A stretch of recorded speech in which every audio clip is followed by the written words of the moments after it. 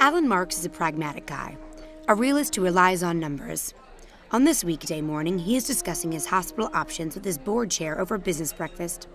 They are considering the results of their board strategic planning committee meeting that occurred over the weekend, during which they came to the conclusion that they would need a significant capital program of $40 million to remain viable as an independent. Jim, I'm glad we're able to meet today. The announcement of the last couple of weeks have certainly changed the playing field.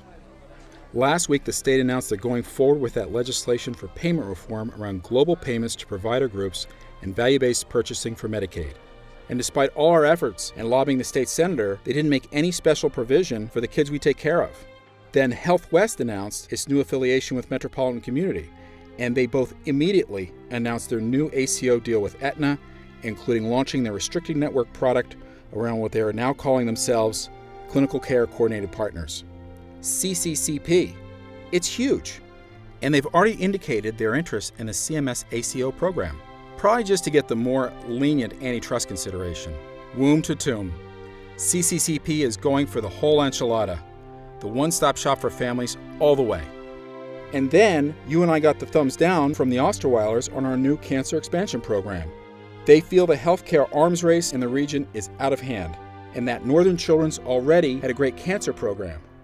So they've gone cold on us. You know, Jim, I think it's time we consider Plan B.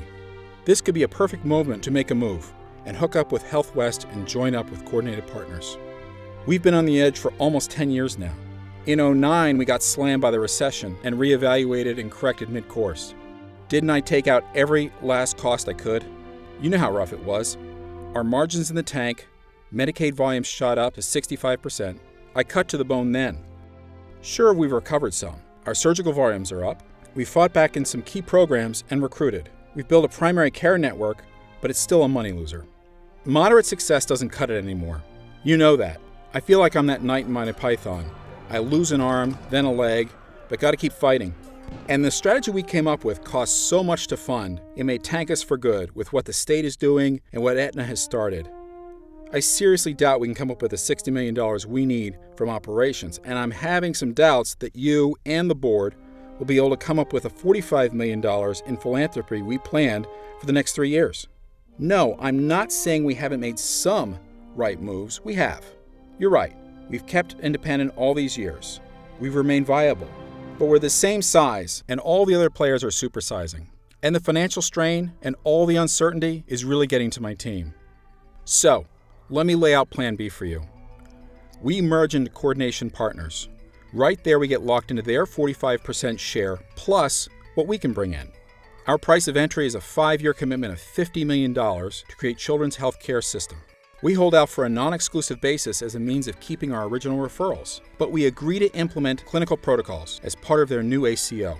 And we will require that all their pediatric programs at Health West and Metropolitan be brought under our responsibility. Look, I don't mean to be heavy-handed here, but CCCP is approaching hospitals right and left. A number of them are our affiliates. It's going to impact our specialty programs, our NICU system, and our teaching programs. If we don't join them, I think they'll start developing their own pediatric program. And for sure, they'll come to us looking for contracts on the cheap and play us off against Northern Children's for the best rates. Or worse, Northern Children's will merge into them and will really be out there on our own. In my darker moments, I'm thinking 5 years from now, we've got pricing structure issues, service level problems, we're behind on IT, and we're struggling to keep our heads above water. We've got the most negotiating leverage now. We could probably get 2 or maybe 3 board seats at CCCP, get a meaningful commitment of capital, and the mandate to build out a community-wide pediatric system we're all proud of. Payers and the local businesses will have to do business with them.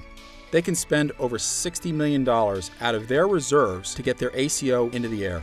Sure, right now, they're just talking about shared savings on a fee-for-service base. But give them a few years, and they'll be negotiating the full cap, or launching their own insurance product. I don't want Children's to be a bottom feeder, so I'm thinking now is the time to make the best deal we can. Take it easy.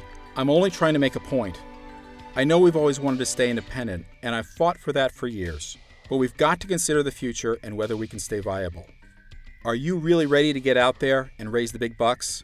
And they're going to have to be big. I know that merging with adult care is a double-edged sword.